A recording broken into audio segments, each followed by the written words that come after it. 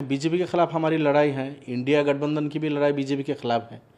India गठबंधन का हम एलाई नहीं है, हम उनका कोई पार्टनर नहीं है, लेकिन बीजेपी के खिलाफ लड़ाई में अगर ये कहीं जाके रुक जाते हैं, कहीं इनको 2-4 एमपीज़ की ज़रूरत पड़ती है, कोई कंडीशन है, हमको कुछ नहीं चाहिए। हमको चाहिए कि बीजेपी यहाँ से जाए, इंडिया का डेमोक्रेसी सेव हो जाए, इंडिया का इकोनॉमी सेव हो जाए, इंडिया के लोग सेव हो जाए, हाँ, हिंदू मुसलमान में लड़ाई ख़त्म हो जाए।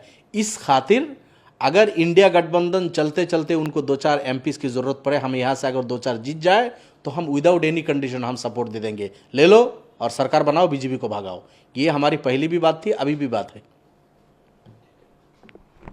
Congress are the same people who tried their best to stop the country's first tribal woman, President Draupadi Murmu, from the becoming, and also tried to who had stopped the entry of the daughters in front of lines of the country's armed forces. तो उसने ये भी कहा कि मैं अभावों में रहा हूँ पर देश को नहीं रहने दूंगा, और उसने ये भी कहा है कि Congress has been busy glorifying only one family. तो क्या कहना चाहिए?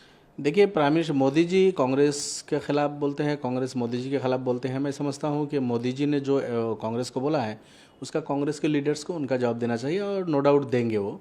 मुझे इसके बीच में पढ़ना ज़्यादा मुनासिब नहीं है। मैं एक छोटा आदमी हूँ, एक एमएलए हूँ, वो प्राइम मिनिस्टर है और कांग्रेस के बड़े बड़े नेता है, वो लड़ाई उनके बीच में चले। लेकिन कांग्रेस और बीजेपी तो एक ही है इसमें। देखिए, मोदी जी इल्ज़ाम दे रहे हैं कांग्रेस को, लेकिन वो काम सब बीजेपी भी वैसे ही हैं। बीजेपी कहाँ दूध के धुले हुए हैं, बीजेपी भी दूध के धुले हुए नहीं है।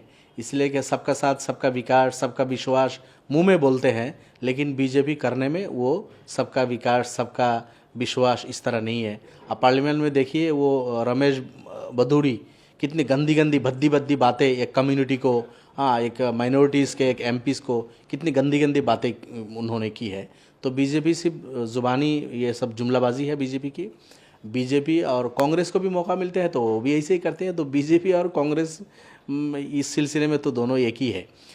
तो खैर, रहा मसला, मोदी जी ने कहा कि हम खुद गरीब है लेकिन देश को गरीबी में नहीं रहने देंगे, ये भी इनका जुमलाबाजी है। इसलिए आप देखिए, बिलो द पॉवर्टी लाइन के जो लोगों का संख्या है वो दिन ब दिन बढ़ रहे हैं, और कितने लोगों के पास, यहाँ इंडियन यूथ के पास नौकरी नहीं है, कोई काम नहीं है, रोज़गार नहीं है, और लोग, कंट्री का इकोनॉमिक कंडीशन अच्छा नहीं है। और मोदी जी गरीब कहाँ है? मोदी जी तो माशाल्लाह कितने कीमती कीमती कपड़े पहनते हैं और क्या क्या है। तो ये सब भी ज़ुबानी जुमलाबाजी है। अदरवाइज़ इंडिया के लोग, इंडिया का इकोनॉमी अच्छा नहीं है, हालात अच्छे नहीं है।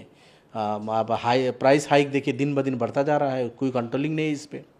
गैस सिलेंडर से लेके, चावल दाल से लेके, नमक पानी से लेके, इस बच्चों की स्कूल की फ़ीस, दवाई, जो मेडिसिन जो ज़रूरी है, वो सब की कितनी कीमत बढ़ गई है, दुगना हो गई है। लेकिन अगर नहीं बढ़ी तो किसान की जो आय है वो दोगुनी करनी थी, वो दोगुनी नहीं हो पाई। मेडिसिन के दाम दोगुनी, सिगुनी, 8-10 गुनी हो गई। खाने पीने की जो चीज़ है उसको 2 गुनी, 6 गुनी, 10 गुनी उसकी बढ़ गई। पेट्रोल डीजल के आसमान छू गया। हमारा जो रुपया का है वो गिर गया डॉलर के मुकाबले में। इकोनॉमिकल हाल तो ये है। मोदी जी कुछ भी बोले, लोगों को गरीबी में नहीं रहने देंगे। लोगों के पास रोज़गार नहीं है, लोगों के पास पैसे नहीं है, लोगों के पास छत नहीं है, हाँ, लोग परेशानी में है, और बीजेपी सिर्फ ज़ुबानी जुमलाबाजी कर रहे हैं।